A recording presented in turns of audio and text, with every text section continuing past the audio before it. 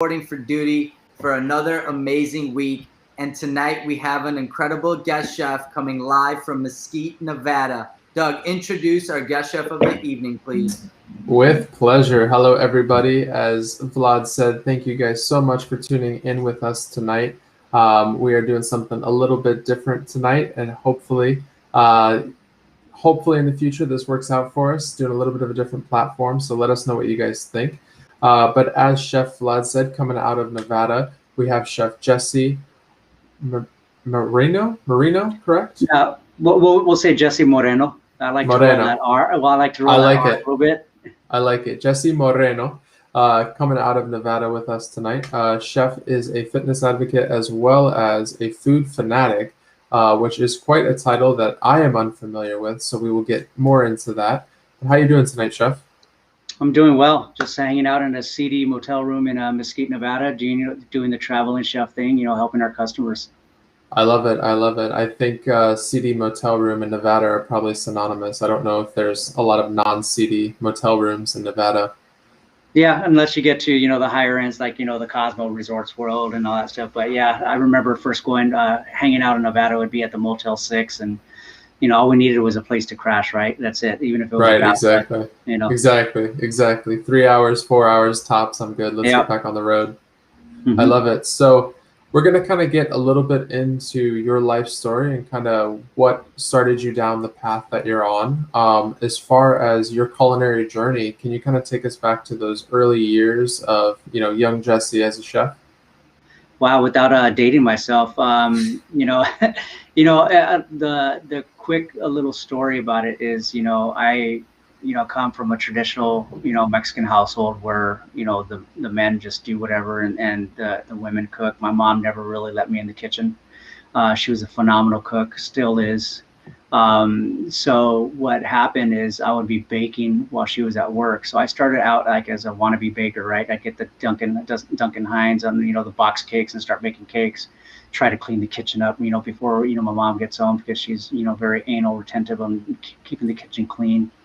And she'd come home and like, what's this cake? And I go, well, I made it. And then she'd inspect the kitchen after, right? But that's kind of it didn't matter how the cake tasted. It mattered how the kitchen looked when you were done with it. Exactly. And I think that's how I ended up being in my kitchens too. So, I blame that on my mom. But, she would, just in our household, she would have chicken in the sink defrosting, non-food safety related. It was still cool. And she would say, okay, I need you to butcher the chicken. And I'm like, probably like 12, 13, 14. And I'm like, I don't know how to do this. And I'm just chopping this shit out, and then she would actually start teaching me how to do it. Moving a little bit fast forward, my mom, we went through a pretty bad divorce. And so she had no passion to cook anymore. Mm-hmm. So that's when I started taking over the cooking, started bringing friends over, dinner parties, just to get her mind off of things. And then, I figured that that's some sort of passion that I had for it. And, so push comes to shove, I, enrolled in culinary school. One of the best and worst decisions of my life. The best because it brought me to where I am right now, and it taught me a lot of the skills, stuff like that. But it was also the worst decision because, it's expensive, right? And was this fresh out of high school? No, I think I started late. I started probably in my 28. I was probably like 28 when I started. So I started late. Before that, I was in high-rise construction foreman and stuff like that. So, I was never really into the professional field until I went and enrolled myself into culinary school. So, like I said, it was the worst decision that I made as well because of the cost factor of, going to a college or culinary school, right? That same money, I think in hindsight, I would have probably just got the loan out and just traveled the world and worked with the best chefs that I could, and just use that money that way. Yeah, but what would you say was kind of like that motivating factor? You said you were doing, construction work, and then you're like, you know what, like, screw this, I'm going to culinary school. Was there like a chef that you were watching? Did you have a mentor? What kind of pushed you to make that leap? You know what, it was for the love of cooking. And then my mom started coming out of it. She was starting, I could see that depression kind of like, going away a little bit. But, it was always, we would always watch, Iron Chef, like the OG Iron Chef, like the Japanese version, right? Not the modern day version, and watch the Emerald show. So those were my first two glimpses of like what a culinary rock star world is, right? The Food Network, so that's what kind That was of when got the me Food into it. Network was still showing Was the food. Exactly, that was in the Food Network. It's like when MTV was actually showing videos back then, right? There you go. So the Food Network, and that's when I was, watching Emerald, watching the Iron Chef, and I was like, oh man, this is pretty badass. I think this is what I want to do. So I enrolled, and then quit my job, and I never looked back. So I think it was definitely a blessing in disguise. Going through my family going through that divorce, and me trying to help my mom out as far as her getting out of that depression phase. Because mental health is super important. And that's kind of where I'm at, now, probably 20 something years later, still banging it out. So when you were working on the, I'm going to interrupt, Doug. When you were working, for the high rises and stuff like that, were you still cooking? What was that, did you have like family meals once a week? What was that kind of life, and to, keep evolving as the chef side of you? Yeah. Like I said, with my mom, she was the big influence. She would, she would have dinner parties all the time. She was always cooking, always doing stuff like, for St. Patrick's Day, she would be doing the corned beef. Every holiday she would be doing something. She was a phenomenal cook. She is a phenomenal cook. French toast was like my favorite thing she would make all the time. So I kind of took those reins out. I started inviting my friends over, come over, I'm just going to cook, whatever, just bang shit out, just whatever. And then she started inviting her friends. So that's how it evolved. And then, when I quit my job and just went straight to culinary school, that's all I focused on. Culinary school was 6 days a week, 10-hour days. Compared to like, our structured classroom was that, because it was made for working people, right? But even though I quit my job and just went to culinary school full time, I just dove right in. You want to give a shout out to the culinary school you went to? Yeah, Le Cordon Bleu in Pasadena, no longer in existence. So it was a great thing. It's a great program. I was taught by really great chefs. CIA graduates. We tease them. We're CIA graduates. Cash in advance. Just going over there in New York, and I was over here in Southern California, Pasadena. So yeah, it was a cool school in Old Town Pasadena. It's anybody that listens knows that area. It was pretty hip. That's awesome. And what were like, those early jitters, or what were those early, phenomenons that you learned in food that drove you even stronger and made you, want to learn and dive deeper into the subject? In my years or year of, being in school and stuff like that, the main push was, and the inspiration was the instructors actually. Even with regular school teachers, and they don't get enough credit for how they influence kids, or even the instructors, how they influence them. I was very fortunate that I had really good instructors that actually really gave a shit, and wanted to teach you the right way. I remember one time in school, and I still remember this, we had to do a parmesan. If anybody knows what that is, it's slicing the potatoes really thin, putting them in the pan, and caramelizing up. I mean, it was a fucking beautiful one, man. It was perfect. And I'm walking over there, like a young cook, walking to the chef, and I trip, and that parmesan just falls right in front of him like that. And I'm like, he's all, pick it up. And I picked it up, scooped it back, and he looks at it. He's all, pretty good job. Next time, don't drop it. And just kept on going. I'm like, all right, chef. So that was a defining moment for me, I think, because, Chef Weibel, that was my instructor, and he stuck with me all this time. And it was funny, because I think because of that instructor, I think I really excelled, because he actually honed into my talents and exploited them to the benefit for me and to the benefit of the program.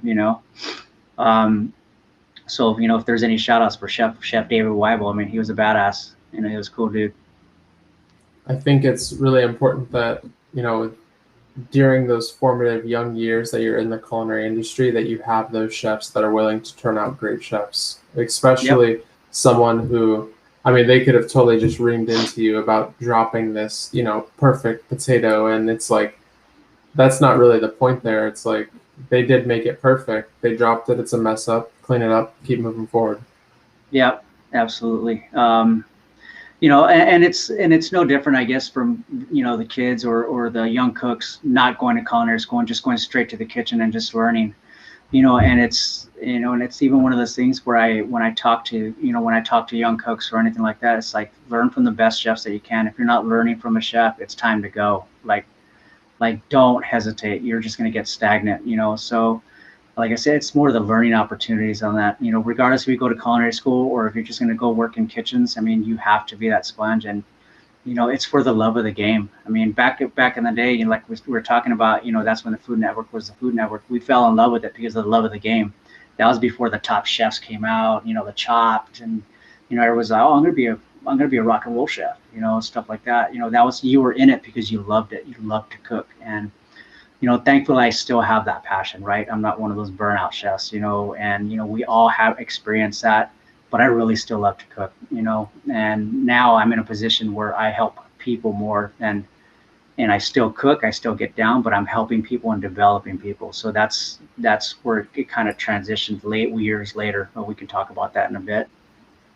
Yeah, definitely. And, you know, I love that you said, you know, you're not one of those burnout cooks. You're able to stay passionate. But I think the most important thing, and one of the things that I learned early on, is a chef told me, like, no matter how far you grow, make sure you stay close to the flame. Make sure that whatever you do, you stay close to cooking, because that's where the passion lies. And I think a lot of chefs, as you progress, you start to lose that cooking. And then it's like, oh, yeah, this is awful. Yeah, no wonder it's awful. You fell in love with it because of the cooking aspect, and now you're just doing paperwork all day. Yeah, you're turned into more, you know, and it happens. I mean, when you're running multi-million-dollar operations, you become that clipboard chef. You know, chefs at the hotels, you know, they're those clipboard chefs. Are they actually getting down and getting their knives dirty anymore? Not really. Not to fault them. I mean, that's where every cook aspires to be, right? To be that top dog and stuff like that. But this is why when I talk to people or talk to cooks, young cooks, I'm like, man, stay as a cook as long as you can, bro. Like, stay a cook. Don't, you know, one dark little thing that when coming back to culinary school, you know, I thought, you know, I had some talents. I thought I was this and that, you know. And when I was signing the papers, right, it's like going to the fucking army. You're just signing your life away and you're just doing that. And I told the counselor or whatever, I go, how long is it going to take me to be a sous chef? Because I'm ready, you know. And seriously, I really said that. That's how arrogant I was, and just like, yeah, I'm just this badass. And they're like, oh, most people do it after they graduate, you know, within 6 months. And I'm like, all right. So when I signed it up, you know, thinking this is what I was going to get into. As soon as I graduate culinary school, I'm going to be a sous chef and this and that. And I think that's a false sense of reality of a lot of culinary schools give. You know, it's still a business, right? You know, that's what they're doing. But, you know, right. I was that guy. You know, I'm not ashamed to admit it. I love that you mentioned that, you know, there's quite a bit of time and learning to do outside of culinary school in the industry for different chefs, and then really learning that angle of how to play that, you know, game correctly and grow in that, you know, brigade system. Yeah, I mean, you got to get your ass handed to you a lot, you know, in order for you to grow. And I did. You know, I still do.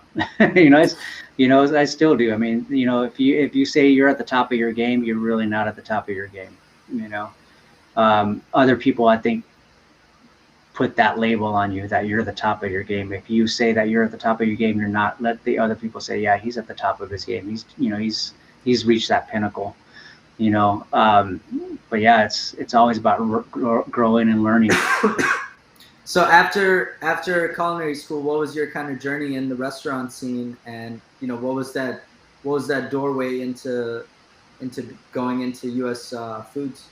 You know, it's been a cool travel, you know, cool ride. I mean, some people travel to, you know, the world. I've never cooked abroad.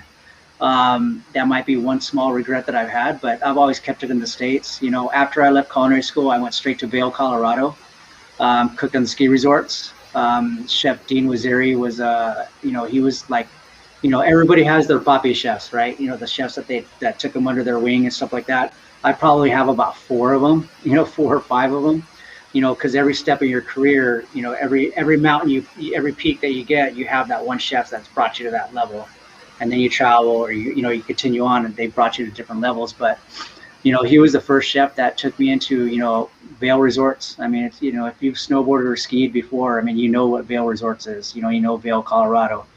I was there for about 8 years, in Colorado cooking, and that's where I gained a lot of my experience. I bounced around a lot of little restaurants. I started out at Vail Resorts as a cook, and there's a lot of cool stories in my life, which is funny because if I talk about it, I just laugh about it because, within my first week or month there, we had to wear the white paper toques. I fucking hated them. The white chef coat and white cook's pants, right? They're like see-through. You can see your boxers and you could see all that, just like almost like a baker wear, they all wear white. And then you would see the lead line cooks cooking on the line, just getting trashed. And, they're wearing black pants. And I'm like, who are these guys? Like, what are these guys special? And I told the chef, I go, chef, I don't want to wear these pants, man. And he's like, look at me like, what? And I'm like, I just don't want to wear these pants. I go, I want to wear these black pants. He's like, well, you gotta be able to lead and, be a lead line cook. And I'm like, all right.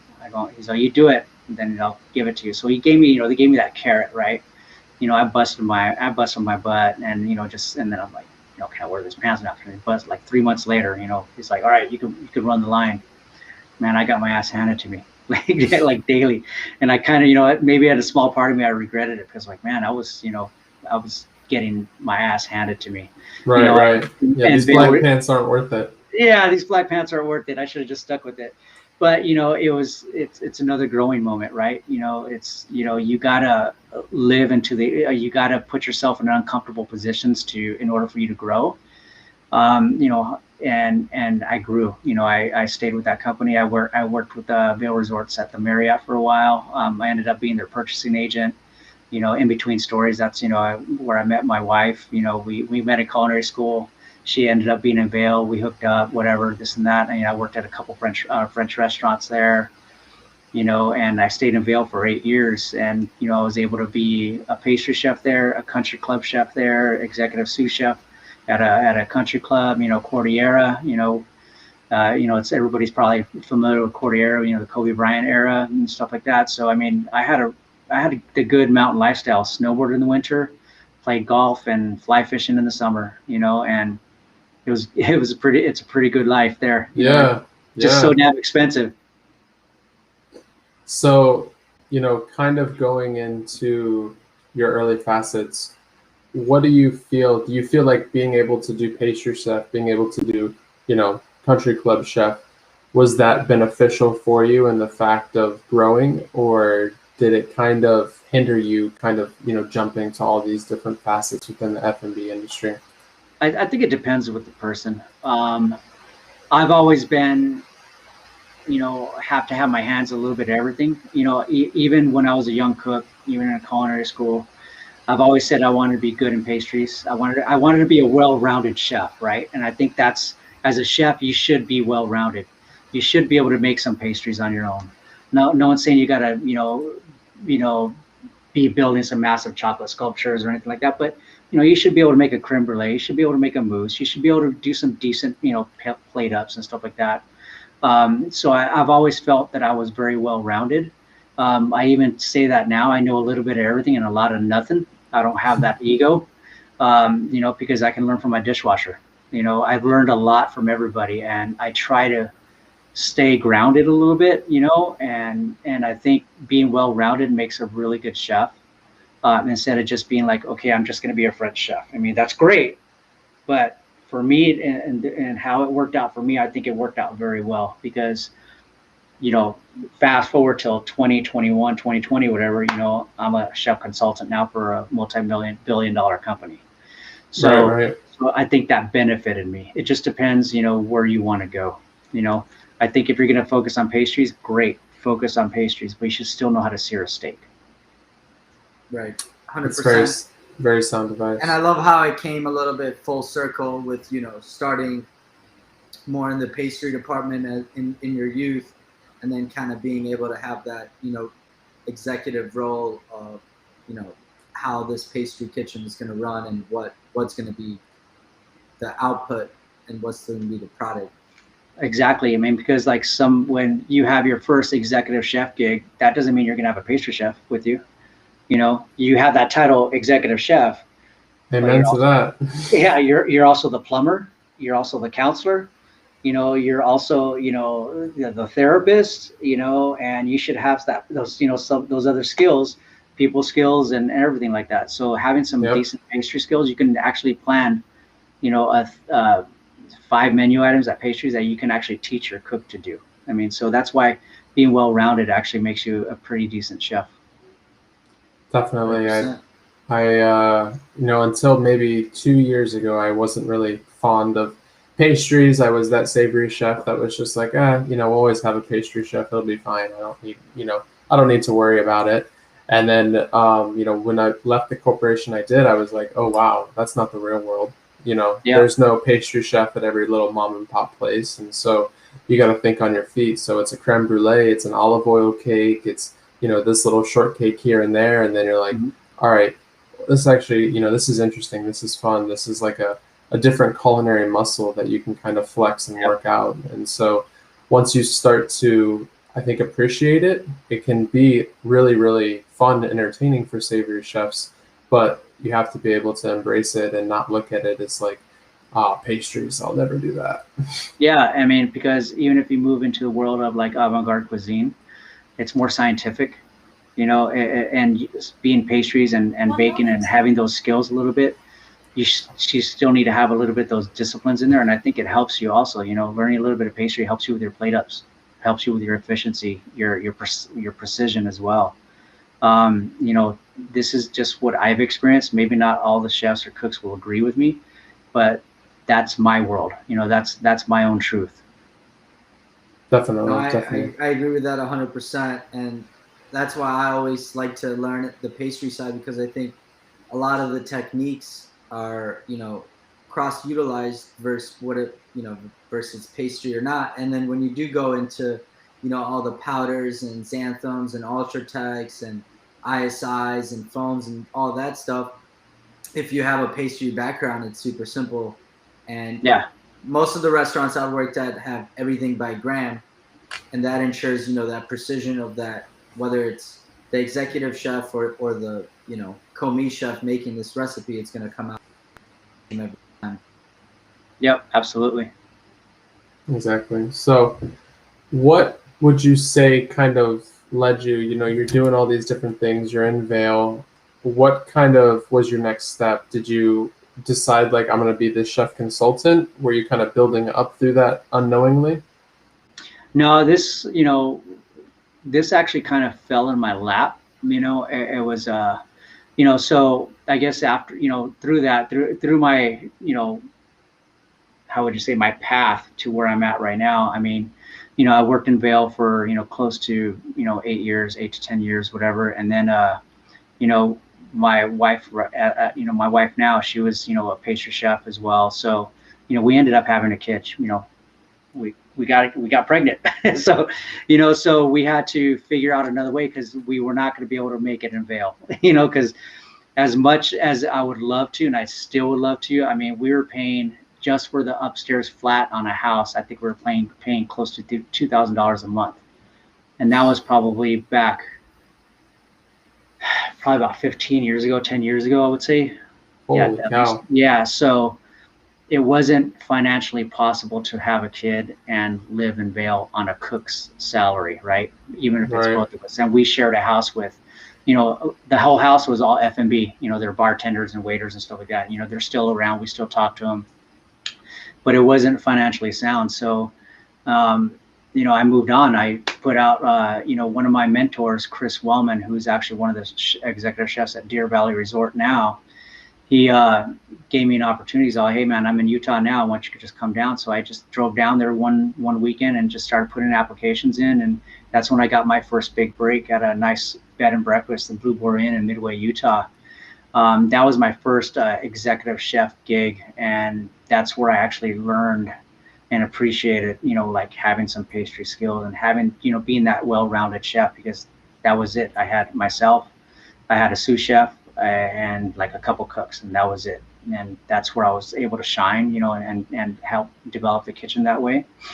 I was there with them for about a year or so. And then I got scouted out by one of the chefs for Robert Redford at Sundance Resort.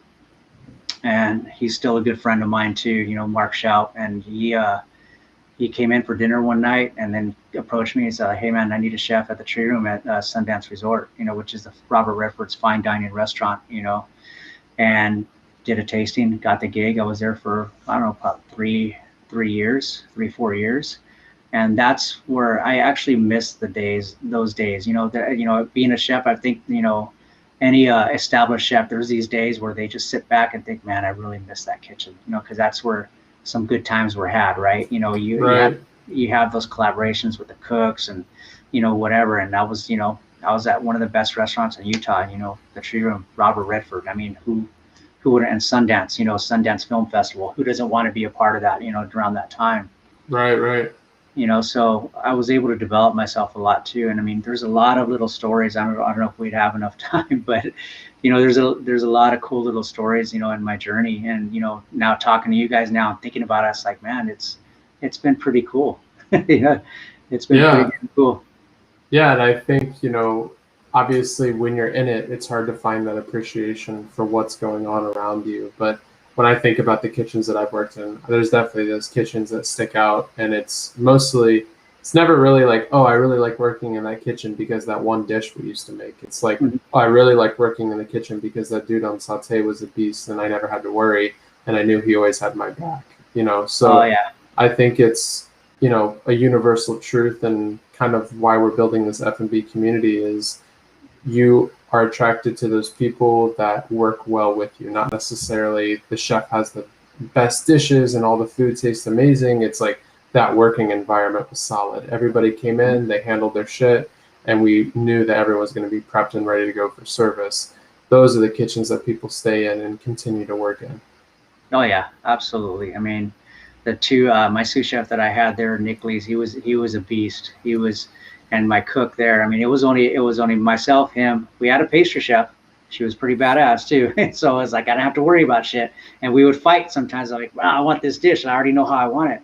And she'd be like, well, I'm the pastry chef. This is what I'm going to do. No, well, fuck you. This is what I want. Right. But she would always win because she's the pastry chef. I just leave it alone. Right.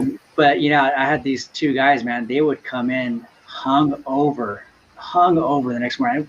We all have those cooks. I mean, I was probably one of those cooks at one time, hung over, and you just look at them and you're like, man, you're either still fucked up or you're hung over, but I can need you on the line, and so they would muscle through it, and we would have some of the best service. And even now, I mean, when I was in my higher end kitchen, I mean, I wouldn't allow, in higher end kitchens, no music, everything's quiet, right? Everything's concentrated. Our kitchen was a band of misfits, man. We would play 2 albums before service starts. It would be Michael Jackson's Thriller, okay, and Prince Purple Rain. And then as long as we had those two albums cranking, it was a good time, and service was always cool.